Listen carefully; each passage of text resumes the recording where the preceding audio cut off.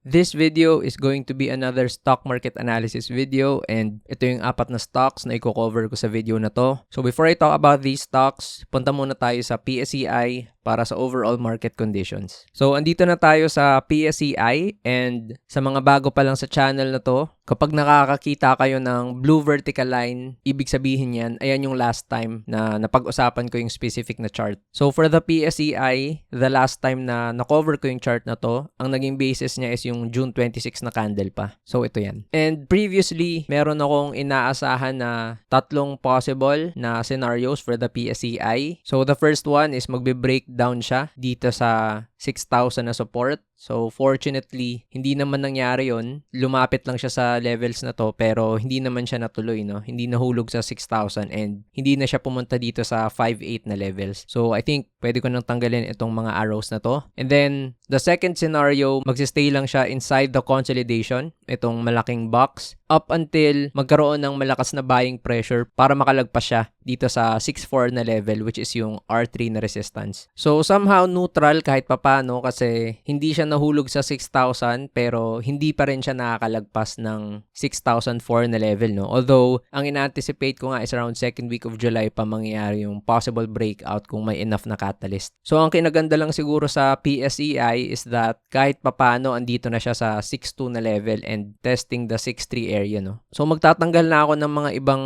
lines dito. Itong R1 na resistance tatanggalin ko na kasi nalagpasan niya na yan and nagsistay naman na siya dito sa loob ng box. So, itong R2 na resistance, papalitan ko lang to ng R1. So, hindi pa ako ganun ka-convinced na talagang totally nag-close na siya above dito kasi nagkakaroon ng bentahan around this area. So, i-consider ko pa rin to na R1 and I'll consider this as a support level kapag nalagpasan na ng PSEI yung 6,4. So, ito, gagawin ko pa rin tong R2. And balik tayo dito sa pinaka-swing high niya, yung malapit na sa 6,700 na area, yun yung gagawin kong R3. So, I guess yun na lang yung inaantay dito sa PSEI, magkaroon ng magandang fundamental na news or positive towards the economy para matulak yung stock na to above ng 6,4. So, for several stock market analysis videos, na-mention ko naman na magandang catalyst kapag yung oil prices bumaba na ng tuluyan. Kasi before the Middle East conflict, yung price naman ng PSEI nasa above ng 6,4 area. Itong January tapos February. So, ngayon yung oil prices mababa na. Nasa below 80 na siya.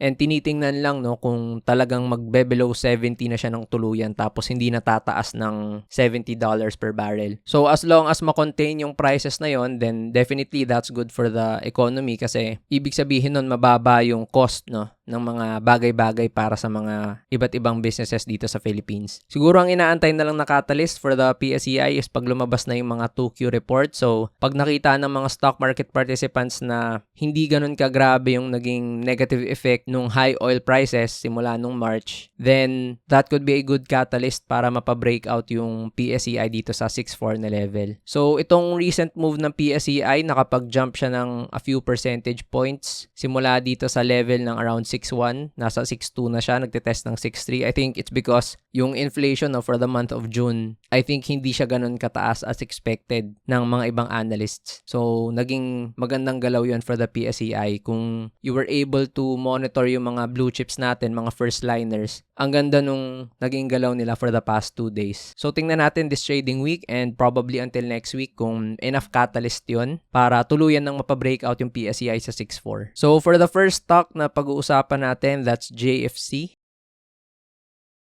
So, last time that I talked about this stock nung June 22 pa. So, ito yan, yung blue vertical line. And also, just a personal disclosure, meron akong position dito sa JFC sa aking Dragonfly na portfolio for my long-term compounding portfolio. So, a little more than 10% na yung gains ko dyan. So, I was able to buy JFC around 131.98 na average price entry. So, last time na napag-usapan ko yung JFC, I was able to plot this box. So, nasa nasa loob siya ng consolidation. And then, another bearish scenario na posible nung last time na napag-usapan ko siya is mag-breakdown siya dito sa S1, which is yung around 120 na support. Tapos mag-breakdown siya towards the S2 price, no? Fortunately, hindi naman nangyari yon. Ang nasunod niya is yung pangalawang scenario na inaasahan ko na magkakaroon siya ng rally para i-test itong possible R2 resistance or yung range nung box niya. And maganda naman so far sa JFC dahil nakapag-breakout na siya dito sa R2 and hindi na siya bumalik sa ilalim, no? So somehow na-sustain niya yung move. Pero mukhang nahihirapan siyang mag-close above ng 150 na price area. So sa loob ng 4 na araw na nag-trade siya,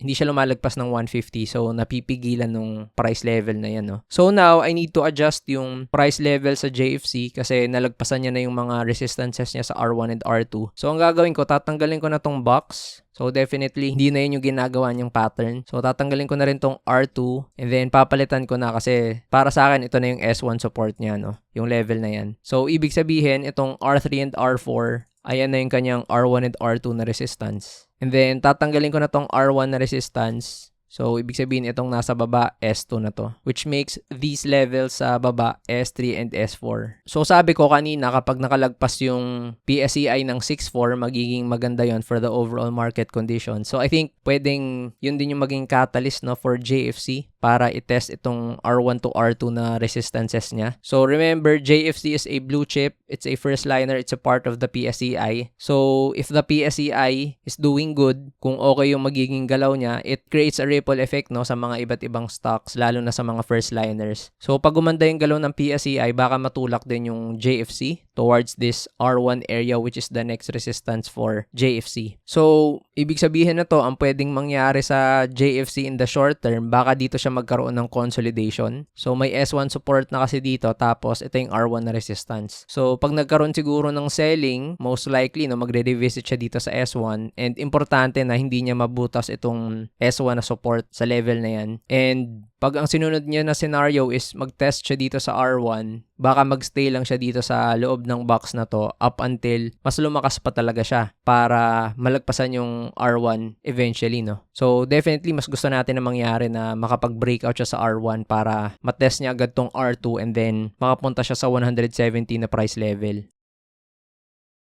So, pag nilabas ko yung MA20, makikita natin na it's possible na nag-transition na towards a short-term uptrend yung JFC. So, nung June 25, simula nung nakalagpas siya sa MA20, no, hindi pa siya nagko-close below ng MA20. So, somehow, you could say na nakapag-reverse na yung stock. Ang hindi lang natin masasabi is kung masosustain niya ba tong reversal na to. For the MA50 naman, nakalagpas na din siya sa MA50. Unlike the last time na napag-usapan ko siya, talagang nasa medium-term downtrend pa, no? So, ngayon, we could say na nagta-transition na siya towards a medium-term consolidation. So, nakikita naman natin na pag nasunod tong box na consolidation niya, magsa-sideways din yung MA50 kasabay ng mga candles. And pag nilabas ko yung MA100, ayun, nasa long-term downtrend pa rin siya dahil nasa baba pa rin yung majority ng mga candles dito. So, that's why it's very important, no, na yung JFC malagpasan niya yung 170, kagaya ng sabi ko kanina. Kasi pag nangyari yun, that would mean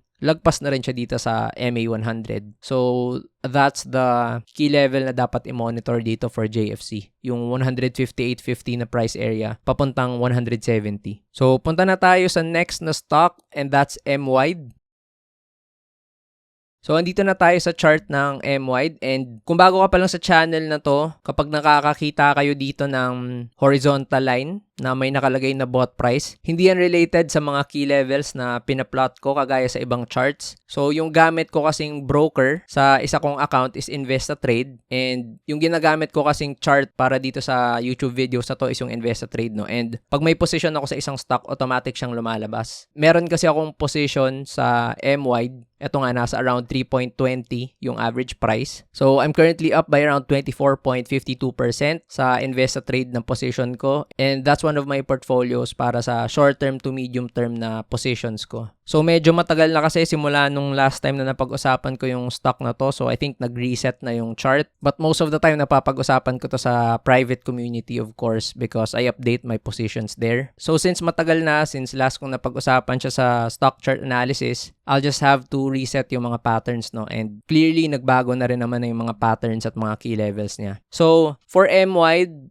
nakakita tayo dito ng recent na swing high niya. So, nasa 4.09 yan. So, lalagyan ko lang dito muna ng horizontal line. So, it's possible na ito yung kanyang magiging R1, no? Kung halimbawa, bumaba yung price dito sa level na yan. And then, after the 4.09, tingnan natin towards the left kung ano yung possible na resistance. So, ayun, very obvious. Meron tayong resistance dito sa 4.33. So, definitely ito yung R2. So, balik tayo dun sa present day. So, ibig sabihin, medyo malapit yung resistance ng M-wide. After ng 4.09, meron agad sa 4.33, no? So, para naman sa support level ng M-wide, meron kasi tong previous na resistance, no? Around this level sa 4 area. So, makikita natin yan nung May 2023. So, itong level na yan. So, kakalagpas niya lang dun sa resistance na yun sa 4. So, syempre, by means of role reversal, it's possible na ayan na yung next na support niya, no? So, ito yung kinukonsider ko na possible S1. And for the possible S2 ng M-wide, so makikita natin na meron siya ditong previous na resistance which is yung 52-week high niya dati nung October 2025 pa. So, kung ilalagay ko dito yung horizontal line, makikita natin na ayan yung next na support ng M-wide. So, ito yung kanyang S2. So, definitely looking good for M-wide. Isa sa mga outliers to simula pa nung May, no? And nakita natin na ang ganda nung run-up niya tapos nung price rally niya. Never pa siyang nagkakaroon ng malaking pullback or malaking sell down, no? Nagkakaroon lang siya ng post tapos tumataas pa rin. So, pag nilabas natin yung MA20 sa M-wide, ayan, makikita natin, di ba? Around first week ng May, nag-transition na siya towards a short-term uptrend. And nag-revisit lang siya dito nung last week ng May, pero ever since, hindi na siya pumupunta ng ilalim ng MA20. So, definitely, that's a good sign dahil nasa short-term uptrend pa yung stock. Pag nilabas ko naman yung MA50, ganun din, makikita din natin na around the first week of May, nag-transition na siya towards a medium-term uptrend. So, ang tagal niyang nasa consolidation, no? Tapos ngayon, nasa medium-term uptrend na siya. So, pag nilabas ko naman yung MA100, makikita natin na nasa long-term consolidation sana siya. So, since the start of the year, talagang sideways lang yung movement niya. Eventually, nagkaroon ng breakout tapos talagang lumayo na yung price sa MA100 and it's possible na nakapag-transition na nga siya towards an uptrend. So, aning dapat abangan sa M-wide? So, July 8, bukas yan. Dahil magkakaroon sila ng annual meeting, no? And that will definitely affect the fundamentals ng stock, kung ano yung mga posible na pag-uusapan dyan, kung ano yung mga plans sila for the future or kung may mga i-discuss sila na mga bagay, no, for the past 2 quarters. So, definitely, that's an event to watch out for. And isa pang importante na date para sa M-wide, ito yan, meron siyang ex-date sa July 22. So, actually, it's the first time ulit, no, na nakapagbigay ng dividends yung M-wide. So, several years ago pa yung last time nila na nakapagbigay ng dividends. And itong dividends na to is around 3.77% when it was announced nung June 23. Yung dividends niyan is 0.1450 pesos per share, no? So, sa mga matagal na sa channel na to, who were able to watch yung goodbye or goodbye video ko sa Mega-wide, na pag-usapan ko yan, na it will be a good catalyst for M-wide kapag nakapag-announce siya ng dividends para sa common shareholders. Kasi most of the time, ang binibigyan lang ng dividends ng Mega-wide is yung mga preferred shareholders, no? And I was able to talk about this sa video na to where I discussed yung positive catalyst for M-wide na maganda nga kapag nakapagbigay siya ng common dividends. And I really like yung M-wide na stock. And aside sa invest trade ko na portfolio, meron din akong position dito sa long-term position trading investing portfolio ko sa Dragonfly. So, kanina merong JFC and part pa ng portfolio ko is yung M-wide and meron akong halos 85% na gains and yung average price ko nga dyan nasa 2.1598, no? So, I'm expecting a dividend yield na hindi lang 3.70+%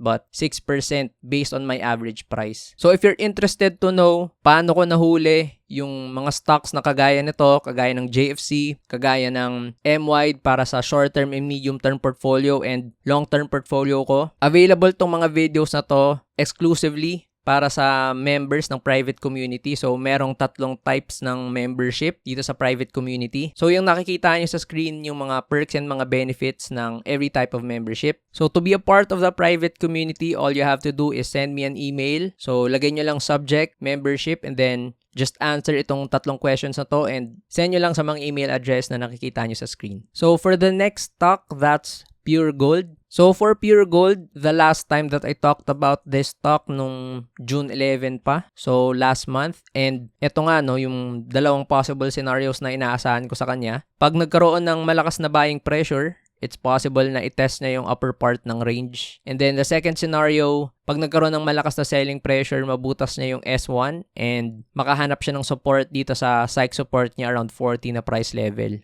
Which is nangyari naman. So, instead of following yung bullish scenario, ang nangyari, nahulog siya, no? Nasundan niya tong arrow na na-plot ko. And then, after niya mag-break dito sa S1, pinuntahan niya talaga yung psych support and then, dito siya nakakahanap ng support ngayon sa 40 na level. So, after niya mag-break down dito sa S1, nakita natin na naging resistance agad nung July 2, no? Just a few days back. So, definitely, itong S1 sa level na to, ito na yung magiging yung bagong resistance. So, ito yung kanyang R1. So, tatanggalin ko na tong box dahil hindi na siya nagko-consolidate dyan. And ito na yung R2 niya, yung 52-week high. So, it looks like, aside sa psych support, nakapag-create siya ng short-term double bottom dito sa 39.6. So, ibig sabihin, ito na yung S1 support para sa akin. So, psych support plus S1 sa level na yan. So, it looks like Pure Gold is going to make a consolidation for the short term sa level na to. So, mukhang nagke-create siya ng box. So, andito na naman tayo sa 2 scenarios na pwedeng kung malakas talaga yung Pure Gold and makakabawi siya, magbe-breakout siya dito sa R1, no? Para i-reclaim niya yung 44 na price area. Pero pag hindi niya kinaya yan, let's say magkaroon ng malakas ulit na selling pressure tapos mabutas tong S1, the next strong support for Pure Gold yung S2 na. So, ibig sabihin, pag nabutas pala niya yung S1, pwede siyang mag-revisit dito sa 36 na price area, no? So, syempre, hindi maganda yon kasi somehow nagkakaroon na nga ng recovery sa market, no? So, nakita nyo yung PSEI, nagtetest na papuntang 6.4 na price area. So, if the PSEI is moving upwards, tapos itong Pure Gold pababa, syempre, hindi maganda yon kasi nagiging siyang outlier pero bearish, no? So, that would create a bearish scenario para sa Pure Gold and hindi na maganda na mag-revisit tong stock na to sa 36 na price area. So, I was able to plot a vertical line here also and meron kasi siyang dividends, no? Na ex-date natin yan is 2nd week ng August, so August 14. And yung cash div niya, 1.94%. So, it's possible pa pala na magkaroon siya ng 2% drop during this period. So, maganda talaga na makapag-breakout yung Pure Gold dito para makapunta siya ng 44 price area before the ex-date. Kasi kung andito lang yung stock and then mahuhulog siya sa S1, tapos pagdating ng 2nd week ng August, magkakaroon pa siya ng 2% drop. Pwede pang mag-create ng unnecessary selling pressure yun, no, at this level. So, ang maganda makapag-breakout na yung Pure Gold tapos mag-stay lang siya above ng 44. So, pag nilabas ko yung MA20, makikita natin na nasa uptrend yung stock. So, short-term uptrend simula pa nung last week ng March. And then, nag-transition siya towards a short-term downtrend nung first week ng June. So, ito siya. Nahulog yung stock, no? And then, pag nilabas natin yung MA50, ganun din, nasa medium-term uptrend sana siya. Pero ito nga, nung 3rd week na ng June, nahulog siya sa MA50 tapos hindi pa siya nakakabawi. So, pag nilabas ko yung MA100, nasa long-term consolidation lang siya around this level. So, sayang kasi nagta-transition sana siya towards a long-term uptrend kung nakalagpas siguro siya ng 50. Pero hindi nangyari yon and ito na siya ulit. Balik siya ulit dun sa malaki niyang consolidation, no? Simula pa nung October pa last year. So, definitely not looking good sa ngayon for Pure Gold dahil nahulog siya sa mga key levels niya, which means it could either transition towards a downtrend or a consolidation. So, again, kagaya ng sinabi ko kanina, maganda na makabalik yung Pure Gold agad sa 44 na price area para may chance pa na magkaroon ng short-term uptrend. So, for the last stock, that's SCC. So, andito na tayo sa chart ng SCC. And the last time that I talked about this stock nung last week ng April pa. So, ito yan, yung blue vertical line. And last time when I talked about SEC, ang na-identify ko dito na support is itong level na to, yung 26.70. As you can see, meron tayong previous na swing low. Pero nilagyan ko rin siya dito ng call out ng text. Ito yung possible resistance. Kasi sabi ko, pag nagkataon na nahulog pa siya further, i-convert ko agad na resistance yung S1, no? So, nag-dip siya dito, pero nakabawi lang din siya kaagad. So, I can't consider this as a support or resistance anymore kasi nagkaroon na naman ng price interaction. Pero yung R1 na resistance, ito, kitang-kita naman natin yung double bottom sa short term, ito siya. Ayun yung nakapigil sa SEC, no? Twice. So, during this time, hindi siya makalagpas ng 28, tapos ito rin sa level na to. So, definitely, resistance tong area na yan. Pero, ililabel ko lang to muna as R dahil may mga ibang resistance pa ako nakikita agad na kailangan kong i-update. So, identify muna natin yung current support areas ng SEC. So, ito, andito pa rin naman yung level na yan. Yung low pa niya nung second week ng February, which is 21.20. So, ito yan, no? So, S2 pa rin to kasi ang nakikita kong support 1 niya ngayon is this level here sa 21.80. So, para sa akin, ito yung S1, no? And then, above this area, ang nakikita kong resistance is ito, yung 25 kasi meron siyang previous na support. So, syempre, ito na yung R1. So, definitely, this makes yung previous na R1 niya as R2. So, itong level na to ngayon yung R3. So, not looking good for SEC. Ano ba yung naging negative na catalyst nito? So, yung patuloy na pag-delay dun sa call bidding, no? So, kung matagal na kayo sa stock market or nagsimula kayo nitong 2026, grabing naging trending na balita yan about sa SEC na kung saan sinabi na hindi na nga daw i-extend yung contract nila, no? Tapos open for bidding sa mga iba't ibang corporations or companies sa Philippines. So, usap-usapan sana nun na May or June malalaman na kung sino yung mananalo. Pero because of a lot of issues pagdating sa economy, nag-decide yung DOE na i-delay pa yung bidding. So, siguro maraming mga stock market participants na naiinip sa SEC. So, nag-decide sila magbenta na, no? And mas nagkakaroon kasi ng uncertainty pagdating sa SEC kung sila ba talaga yung mananalo or hindi. So, unfortunately, yung price ng SEC nasa 30 na dati. Tapos ngayon, bumalik na naman sa 21.90, no? So, up until magkaroon na ng mga significant announcements regarding sa bidding, I don't see na magiging maganda yung galaw ng SEC. Kasi yung entire business nila, no, yung entire business model nila, related sa coal. It's either yung coal mining or coal-powered na power plants, no? So, pag nagkaroon sila ng issue talaga dun sa coal mining nila, talagang malaking effect yun sa business.